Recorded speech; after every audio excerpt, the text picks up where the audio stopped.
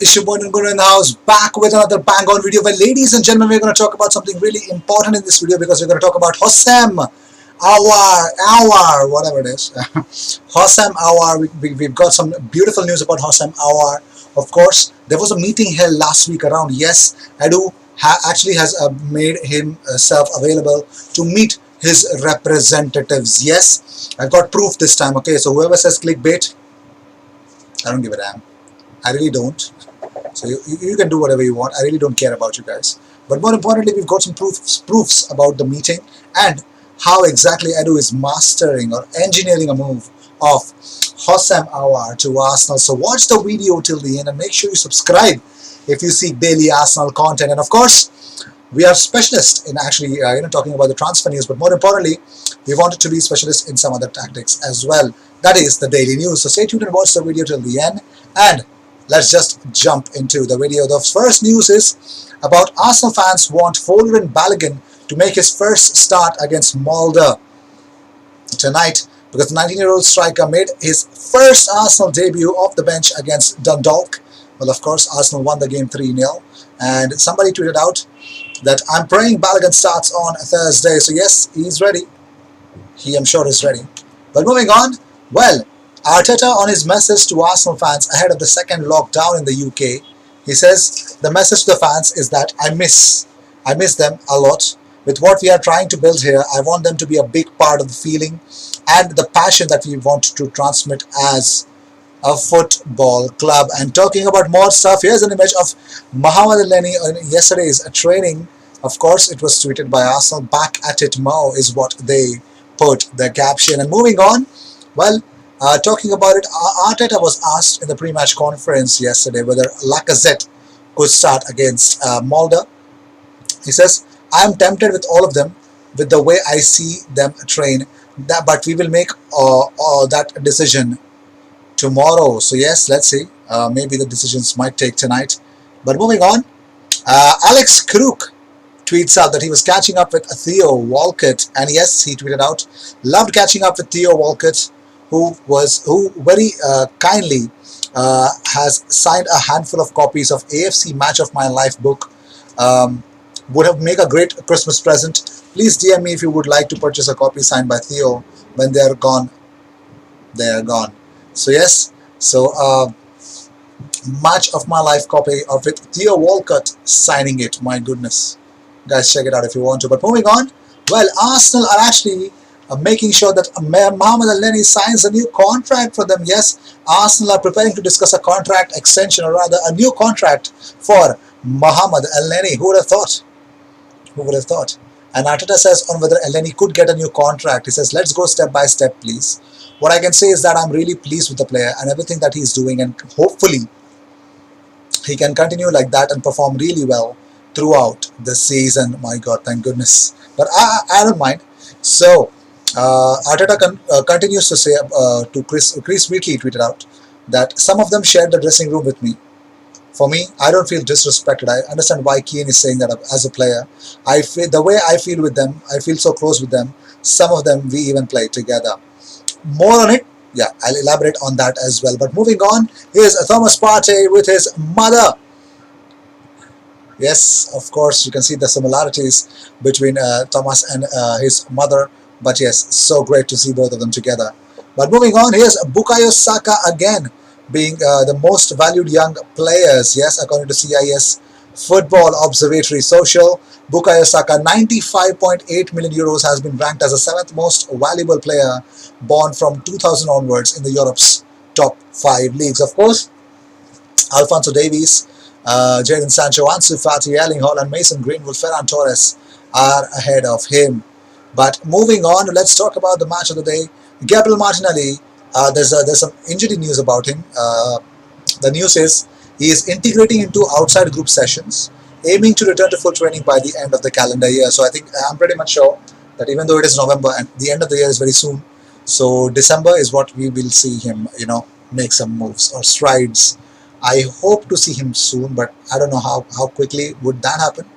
But yes, moving on, let's talk about the reality. Well, Arsenal have made 552 touches in their own penalty area, more than any other team in the Premier League this season. Now, you would want Arsenal to touch the ball more often in the opposition's penalty box, but that has happened. 131 touches in the opposition box for Arsenal, 11th most in the Premier League. So yes, that means that we play out from the back a lot. But moving on, Ian Wright tweets out, if Mikel Arteta is managing Man United, they are challenging for the title. So yes, Ian Wright is really, has a lot of um, trust on Mikel Arteta as the way he is leading.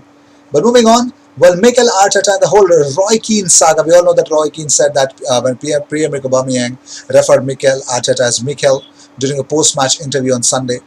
So Arteta has responded to it. He says, "I was told that Roy had mentioned this, and I understand why. He is saying that as a player, but I have given the players the choice to call me whatever they feel comfortable with. The French guys call me coach, and there are other people at the training ground who call me boss. It's not an issue for me. I don't feel disrespected. So just shut up, Roy Keane. Shut up." Well, moving on. Well, Premier League clubs are poised to make a pay-per-view U-turn because of the lockdown. They have been under pressure to make a decision on what to do with the games not being shown on Sky or BT after the international break. The top flight has been veering towards cutting the controversial 14.95 game charge to either £9.95 or £7.5. But with the country now under lockdown until December 2nd, Prem bosses are set to suggest the best option would be a short-term return to the Project Restart situation where all the matches were available for free. So yes, the lockdown would bring certain good things about it. But moving on, former Arsenal star Kevin Campbell believes Bukayo Saka is on course to become a world-class player. He says, "I seriously believe in this kid. When you look at all of the talent that is coming through at Arsenal, he is the best of that bunch. He is the best. Saka is never phased by anything. Play for England, not phased. Play in a big game for Arsenal, not phased. He just goes about his business. The fact that he is a lefty also gives balance to the team. Having a couple of lefties in the team makes the world of difference. I love Bukayo Saka. I'm so glad that he has signed a new contract because I think that he has got a massive future ahead of him, and it is at Arsenal." Well, moving on, well, Pablo Mari has delivered a message to Arsenal fans as he looks to bounce back from injury. Now, he has actually put up a positive outlook with his new Instagram posts with the caption, "Step by step, getting stronger every day." So yes, the guy is definitely getting stronger every day. Now, Arsenal have named 3 youngsters in the Europa League squad for Molde, as Mikel Arteta has included Zayn Monlewis, Omari Hutchinson and Charlie Patino. Defender Monlewis bolsters Arteta's options with the ability to play as a centre-back and a left-back. And central midfielder Patino is believed to have caught Arteta's eye after he moved him into the first team training in September, while left-sided Hutchinson is another one to look out for as he attempts to follow in the footsteps of Bukayo Saka. And let's talk about the reality. Let's talk about the Leon linchpin that Arsenal have been linked with for a very long time. Yes, of course, we're going to talk about the one, the only Hossein Aouar. Now, we all know that there was a rumor which suggested that Hossein Aouar's deal to Arsenal did not happen because of his brother. So you'll be surprised who actually Hossein Aouar's agents are and what have Arsenal actually been doing since the transfer window closed down. The 22-year-old is currently represented by US-based player agency Wasserman, with different agents negotiating his most recent contract extension at the Groupama Stadium in 2018 and his potential exit in recent months. The company made its name in the BMX, skateboarding and motocross world in the early 2000s before making the leap into professional football with the purchase of UK football agency SFX in 2006. That gave them a foothold in the UK and European markets, representing household Premier League names including Steven Gerrard, Jamie Carragher, Michael Owen, Robbie Keane, Jack Wilshere and none other than Park Ji-sung. From 2012 onwards, the company expanded into its portfolio of big-name clients with a reported 531 players on their books in 2020. the second highest in European football. Now, Aouar's key role in Lyon's run to the Champions League semi-final has increased his value from £42.5 million to £49 million according to Transfer Market. That means Aouar is now Wasserman's second highest priced player behind Federico Valverde, Real Madrid's midfielder. Now, Wasserman has have a significant presence across the major leagues in Europe in recent months, with Barcelona's Clement Lenglet, Borussia Dortmund fullback Rafael Guerrero, and new Juventus star Weston McKennie on their roster. Now, Wasserman are really big, but also Premier League is where most of their top clients are, with Joe Gomez, John Stones, Leander Dendoncker, Yerry Mina, and Jamie Vardy, all represented by the Californian organization. Now, they have had a busy summer of deals already negotiating Nathan Ake and Ross Barkley's move to Man City and Aston Villa.